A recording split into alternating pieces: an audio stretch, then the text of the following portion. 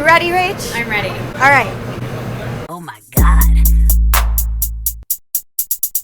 Oh my God. Okay, so basically what I'm going to have you do, because obviously we're making spaghetti basil tomato today, Okay. which is a really cute dish on our menu because it's seasonal, Yeah. and we don't have it all year round, and this is the perfect time because of all the amazing produce. Wow. The tomatoes are like super crazy right now, as you can see. Yeah. This is oh, thank you, Nick. All local tomatoes Okay. that we get from the Santa Monica's Farmers Market. This is from a farm called Munich, and they're only available probably 4 or 5 months of the year. Wow. So when they're there, I try to buy as many tomatoes as I can, and I put all these different tomato dishes on because they're literally the best. All we need to make this pasta, tomatoes, garlic, olive oil, basil, salt and pepper. That's Amazing. it. Biggest ingredient also that we have here is pasta. This is fresh pasta, which means it cooks super duper fast. Okay. So talk about like restaurant dining on the fly. Like we can make this for the restaurant in like 4 minutes. This, for example, flavor wise is going to be totally different from this one as well. This is called a persimmon tomato, obviously because the color is super bright orange. This is a brandywine tomato, but all heirloom variety and really yummy. So what I instruct everybody when we make this dish is that you be as colorful as you can, because these all range in sweetness, but it has to be balanced. Right. So you and I are going to use a little bit of each, as well as some cherry tomatoes. These aren't cherries; these are actually sun golds, and they're really, really sweet. Do you want to try one? Pretty, yeah. So good. Oh my God. Wow. And we're just kind of cleaning them with our hands while we're kind of doing that, wiping off any extra dirt or dust that might have accumulated. And now we can kind of start cutting everything down. How do you feel about using a knife? Good. Okay. I always say like the only way you get fast in kitchens is just repetition. Like nobody comes in and like crushes it, you know? But you're just gonna slice these right in half for now, okay? Each one, take your time. So what I like to do is have a little bit more control here and slice it right through. Okay. This is gonna guide your hand. Are you right-handed? Yeah. Okay, so it's gonna, you can hold with your left, like that, kind of slice through. There you go. And if it squeezes, that's okay, because we actually want that like when we make our sauce. You seem like such a wonderful boss. I mean, I have my moments, as everybody does, but I try to be. I mean, I think it's so important, like, creating an environment of positivity, and, like, it starts with me, you know? You know what it's like being a boss. Yeah. So I'm going to do, just to show you kind of how we cut through, is we want to start, and just, like I said, we want to have enough of each tomato to kind of get the flavor of each. And I'm just kind of cutting into these to create kind of a uniform shape, but it doesn't have to be perfect. I'm showing you it this way so you can kind of know that, like, if you're doing this at home, you don't have to do these in a perfect square, because we're making this sauce a la minute, which means we're just cooking it on the fly, as they say. So, like, this isn't something at home that has to be done with perfection. Just as long as you kind of get them to a similar size. It's easier to cut a tomato with the skin side down, so you're cutting the pulp side. Just make sure it doesn't slip around.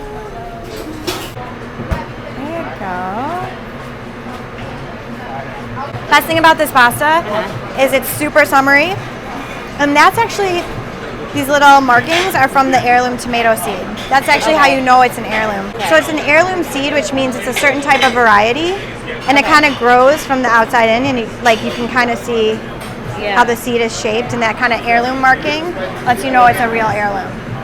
Okay, so that looks great. I really recommend using an olive oil that you like, because you'll taste it. With this sauce, we're not sauteing or frying the garlic. We're kind of caramelizing it just slightly. And you can kind of see that I've got the heat on high, but I'm going to turn it down just a little bit. So see how I've kind of caramelized it a little bit? And if I flip it over, that garlic starts reacting, but it's not burnt. It's just that nice caramelized brown. If it goes darker than that, it's going to taste bad. So this is the part you want to be very careful. We add tomatoes. And you hear that sizzle? That's okay. This takes me 5 minutes here, but at home it would definitely take me a little bit longer. So I've got my tomatoes in, right? Yeah. I have a fork. No fancy chef tool here, just a fork. Okay. And you start to break up the tomatoes, and with heat, they're gonna start to break up even more. Okay. I'm also gonna add a lot of salt. Nice pinch of salt, nice pinch of pepper.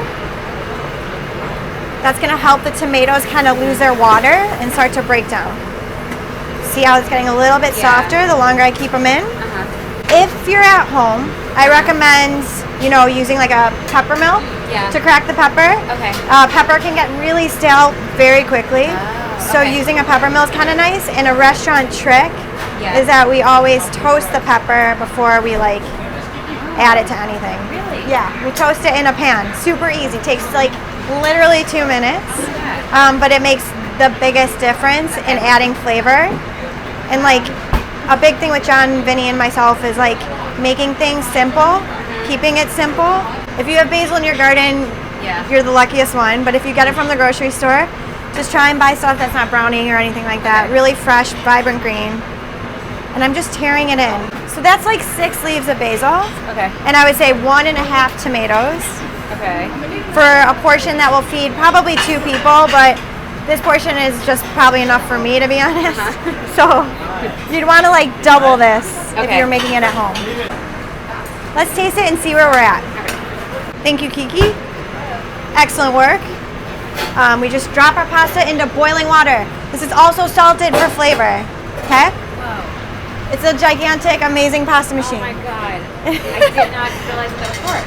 Oh yeah. Of course that's what it's for. That's what it's for, Rach. Take the garlic out, because the garlic, you don't need it. It's already kind of given all the flavor to the tomatoes. We season that oil and the tomatoes with that little bit of garlic flavor, and then we can take it out. Because we don't want it to be the star. The star of the dish is the tomato. The star of the dish is the basil, just like how everything kind of comes together. The sauce is still boiling. I've turned it off so I don't scorch it. Just like at home, you want to go like this, give it a nice twist. Make sure it's not sticking together. Okay. Like I mentioned, this will literally cook in 1 or 2 minutes. Incredible. So I've got it down. Just gonna pull one for us, like that. This is what the cooks have to do every night. We eat a lot of pasta, and we're gonna taste it.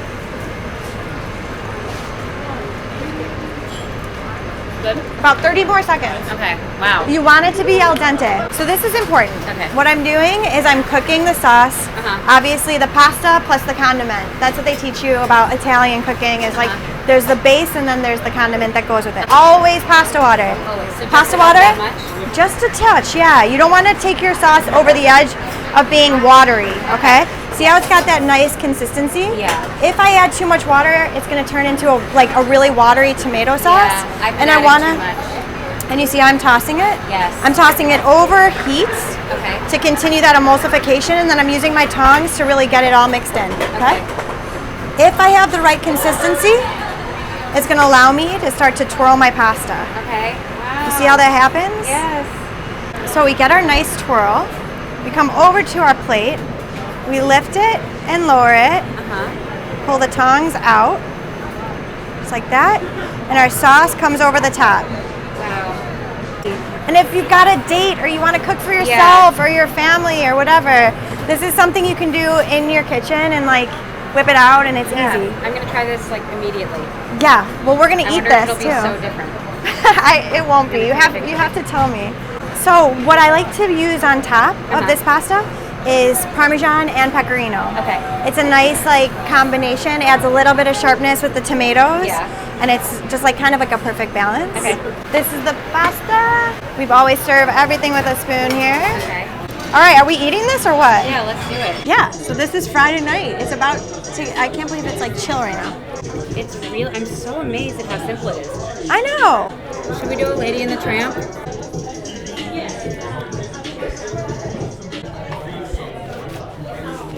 It's so delicious.